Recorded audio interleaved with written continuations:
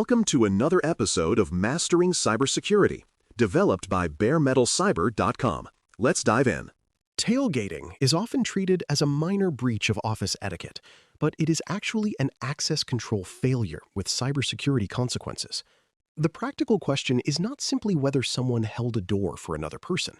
The real question is whether every individual who entered a restricted area was independently authorized and properly verified. When that verification is skipped, an organization may lose control over who can reach offices, equipment, records, network connections, and unattended devices. By the end of this episode, you should be able to explain what tailgating is, why ordinary politeness can weaken a security boundary, how physical entry can enable digital compromise, and what organizations and individuals can do without turning every doorway into a hostile encounter. Tailgating occurs when an unauthorized person enters a restricted physical area by following someone who is authorized to enter. The authorized person may unlock a door with a badge, key, code, or other credential, while the second person passes through before the door closes. Physical access control is the collection of people, rules, barriers, credentials, and monitoring practices used to limit entry to approved areas. Authentication confirms an identity, while authorization determines what that identity is allowed to access. Tailgating bypasses the normal authentication step at the doorway, so the organization never receives reliable evidence that the follower is permitted to enter. The central distinction is simple. Sharing the same open doorway is not the same as sharing the same authorization. A restricted area is any physical location where entry is limited because the people, systems, information, or operations inside require protection. That may include an office suite, storage room, wiring closet, server room, records area, laboratory, operations center, or any space containing sensitive equipment. The door marks more than a physical boundary. It also marks a decision point where the organization is supposed to verify identity and apply access rules. When one successful badge use allows several people to enter without separate checks, the control records only the first person and leaves the others unverified. The security problem is therefore not that the door opened. The problem is that the organization can no longer say with confidence who crossed the boundary, or whether each person had a valid reason to do so. Tailgating succeeds because access systems depend partly on human behavior. Many people are naturally reluctant to let a door close in front of someone, especially when the person appears familiar, carries work materials, wears appropriate clothing, or acts as though entry is routine. Courtesy is valuable, but it cannot replace verification in a restricted space.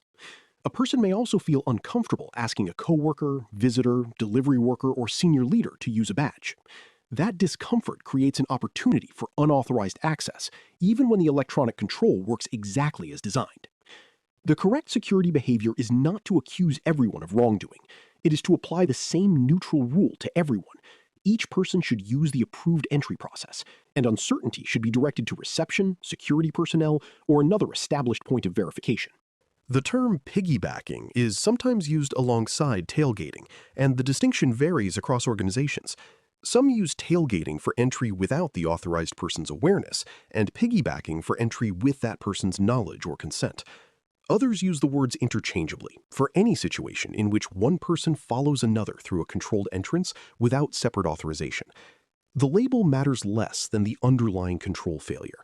Someone crossed a boundary without an independent access decision, and the system may not contain an accurate record of that entry. Clear internal terminology is still useful because it improves reporting and training, but people should not spend so much time debating the word that they overlook the event. The practical response begins by determining who entered, whether that person was authorized, what areas became reachable, and what actions may have followed. Physical entry can lead to digital compromise because computers and networks exist in physical places. An unauthorized person who reaches an office may encounter an unlocked workstation, printed credentials, removable media, sensitive documents, exposed network connections, or devices left unattended. Entry to an equipment room may provide proximity to servers, network hardware, backup systems, power controls, and administrative consoles. Even brief access can matter when a device is already signed in or when sensitive information is visible. Physical presence may also allow observation of work patterns, badges, screens, conversations, and security procedures that support later social engineering.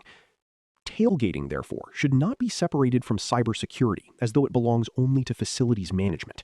It can become the first step in unauthorized system access, data exposure, service disruption, theft, or preparation for another attack.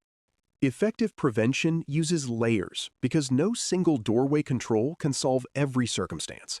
Individual badge use, doors that close and latch reliably, visitor registration, visible identification, reception procedures, security awareness, and monitoring can support one another. Higher risk locations may use additional measures that allow only one verified person to pass at a time, but those measures must be selected with safety, accessibility, emergency movement, and operational needs in mind. Technology can record access attempts, yet people still need clear instructions about what to do when someone tries to follow them inside. The strongest design makes the secure action easy and socially acceptable.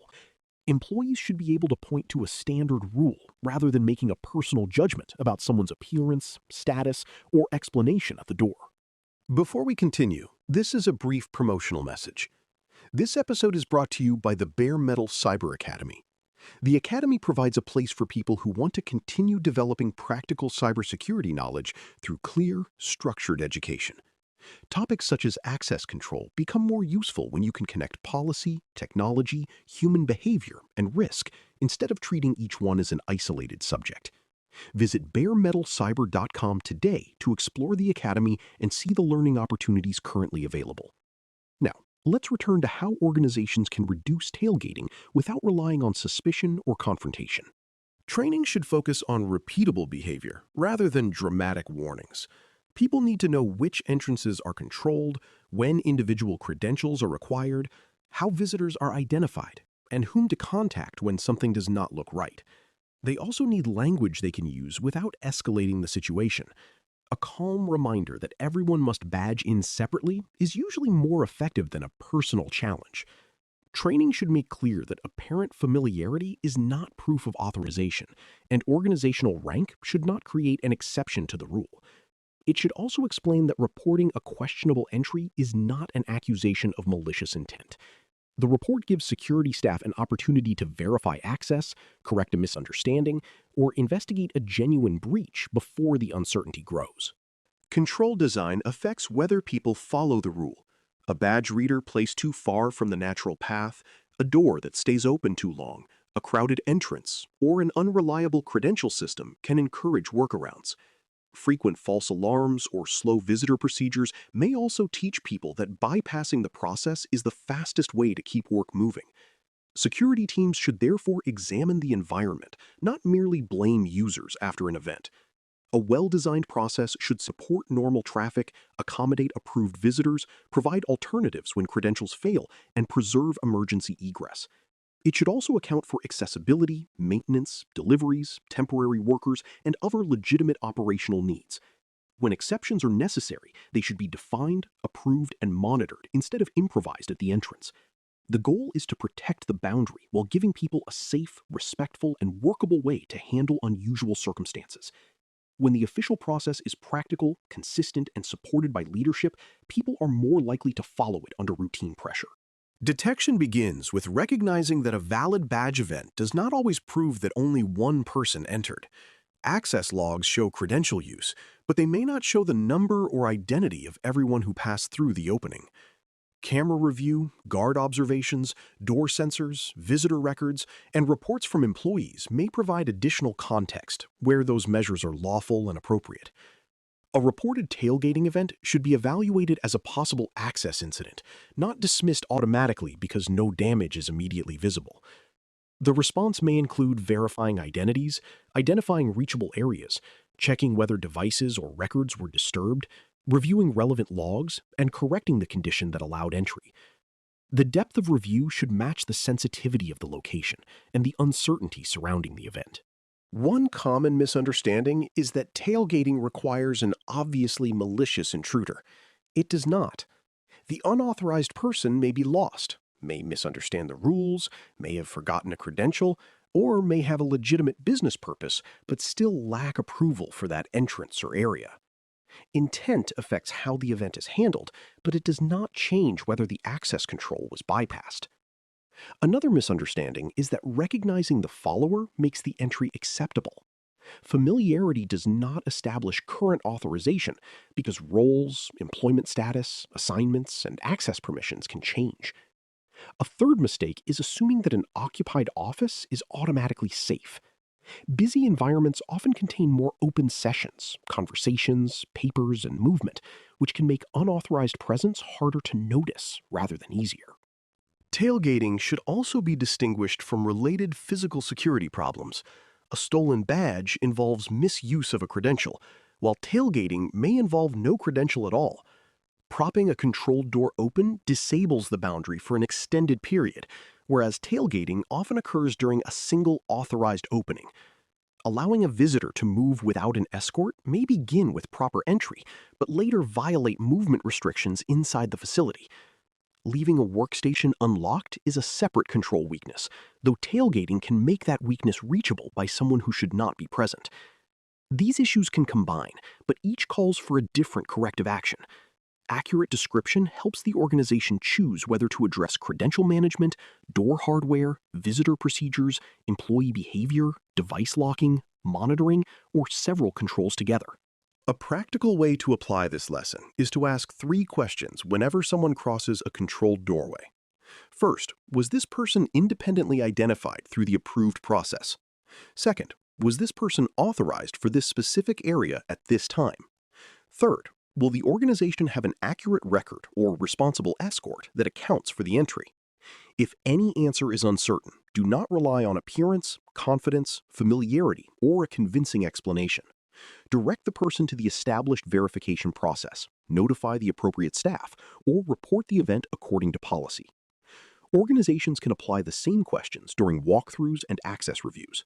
The purpose is to test whether the doorway creates a real security decision or merely gives the appearance of control while groups can pass through on one person's authorization. Tailgating is the unauthorized use of another person's successful entry to cross a restricted physical boundary without independent verification. It matters to cybersecurity because physical access can expose systems, network equipment, credentials, documents, conversations, and unattended devices that digital controls assume are already protected by the building. Preventing it requires more than telling people not to hold doors. The organization must combine clear rules, workable entry procedures, individual authentication, visitor management, appropriate monitoring, and a culture that makes verification routine rather than confrontational. The most useful decision is to treat every controlled entrance as an access control point, where identity and authorization must be established for each person. When that decision remains intact, the door protects both the physical space and the digital assets inside it. Thanks for listening. For more audio courses, daily newsletters, and more, please visit baremetalcyber.com.